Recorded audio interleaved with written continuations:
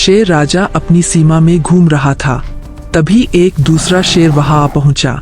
दोनों की आंखें मिली। दूसरा शेर बोला, ये इलाका मेरा होगा, राजा एक ही होता है। राजा शेर जोर से दहाड़ा। दोनों के बीच जोरदार भिड़ंत हुई।